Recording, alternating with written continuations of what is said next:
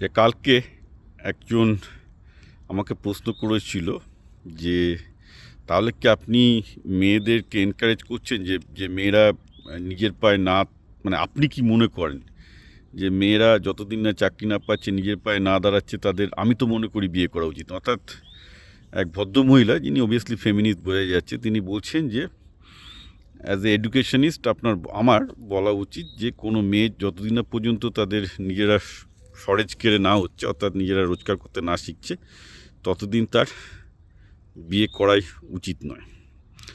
আমি সবিনয়ে বলে রাখি, আই ডোন্ট এগ্রি। কারণ একজন মেয়ের এবং একজন ছেলের বাস্তবতা এক নয়।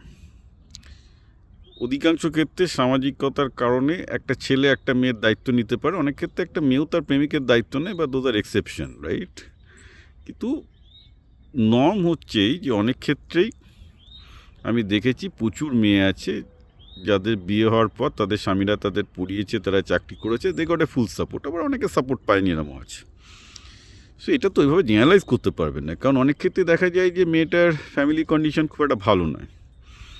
সে হয়তো একটা ভালো ছেলের সাথে তার বিয়ে হয়ে যাচ্ছে, তারপর হয়তো তার হাজব্যান্ড তাকে পড়াতে পারবে, আরও ভালো রাখতে পারবে, তার পড়াশোনার খরচ চালাতে পারবেই পারবে, রাইট? তো সেক্ষেত্রে তো বিয়ের পর সেই মেয়েটার কেরিয়ার, হয়তো সে ছেলেটা বিয়ের পর সে ব্যাঙ্গালোর বা পুনেতে একটা বেটার জায়গায় যাচ্ছে, সেখানে তার মেয়েটার কেরিয়ার আরও বেটার করবে। তো মেয়েদের ক্ষেত্রে কিন্তু বিয়ে করে কেরিয়ার হপ করার চান্স বা কেরিয়ার আরও বেটার করার চান্স আজকের যুগে অন্তত অনেক বেশি। মানে আপনি যদি অনেক প্র্যাকটিক্যালিটিতে দেখেন, তাহলে বলবো একটা মেয়ে যে পুরোপুরি নিজে বিয়ে না করে দাঁড়াতে চাইছে, ভার্সেস একটা মেয়ে যে ঠিকঠাক বিয়ে করে, ভুলভাল প্রেমের ইয়েতে ভুলভাল ছেলেকে বিয়ে করলে অবশ্য উল্টো দিকে গতি হবে।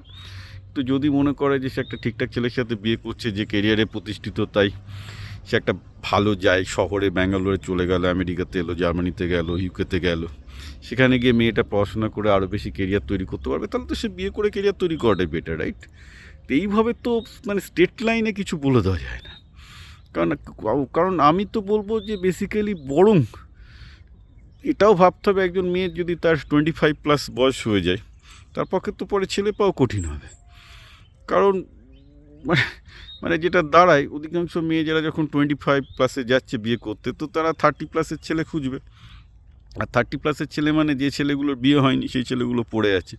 আর বাজারে যে ছেলেগুলোর বিয়ে হয়নি, তারা 30+ পর যখন পড়ে থাকে, তারা তখন মনের মতো ছেলে পাবে না। যার জন্যে এটা ভারতে একটা সমীক্ষায় আমি দেখছিলাম যে একটা মেয়ের বিয়ের বয়স 25 বা 26 পেরিয়ে গেলে তাদের বর পাওয়া, মানে তাদের ঠিকঠাক ছেলে পাওয়া অসম্ভব কঠিন হয়। কারণ ভালো ছেলেগুলোর আগে বিয়ে হয়ে যায়, বাজারে যা হয় আর কি, মানে দেরিতে গেলে পচা বেগুন পাবে, সেই হচ্ছে মেয়েদের সেই অবস্থায়।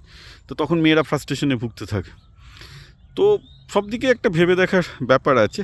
আমি মনে করি যে কোনো মেয়ে যদি ঠিকঠাক হাজব্যান্ড পায়, তার বিয়ে করে কেরিয়ার তৈরি করা উচিত। সেটা তার পক্ষে প্র্যাকটিক্যালি অনেক বেশি প্রফিটেবল হবে। এখন যদি না পায় সেটা অন্য ব্যাপার, ভুলভাল হাজব্যান্ডকে বিয়ে করা, ভুলভাল ছেলেকে বিয়ে করা ভুল, উচিত না। কিন্তু যদি ঠিকঠাক পাই, কারণ মেয়েদের ক্ষেত্রে বিয়েটা অলওয়েজ একটা ইকোনমিক ল্যাডারে ওঠার মানে সুযোগ। এটা পৃথিবীর গত 3000 বছর ধরে ইতিহাসই তাই, যে বিয়ে মেয়েদের ক্ষেত্রে কিন্তু একটা step up in economic ladder, in status. তো মেয়েরা ওটাকে একটা ল্যাডার স্ট্যাটাস ইউজ করে স্টেপ আপের জন্য, এটা পৃথিবীর সব জায়গায় হয়। তো ন্যাচারালি সেটা তারা এক্ষেত্রেও ইউজ করতে পারে, কোনো অসুবিধা কিছু নেই। কিন্তু ওইভাবে একটা ব্ল্যাঙ্কেট বিপ্লবী কমেন্ট দেওয়া যে নিজের পায়ে না দাঁড়ালে মেয়েদের বিয়ে করা উচিত না, এটা খুব ভুল ধারণা। প্রচুর মেয়ে এই করতে গিয়ে যখন এস্টাবলিশ হয়েছে 26, 27, 28 বছর, তারপর আর ছেলে পাচ্ছে না, এরকম ভুড়ি ভুড়ি মেয়ে ঘুরে বেড়াচ্ছে। ইটস এ কমপ্লিটলি মিসআন্ডারস্টুড এবং সম্পূর্ণ আমি বলবো কাউন্টার প্রোডাক্টিভ এবং ভুল চিন্তা।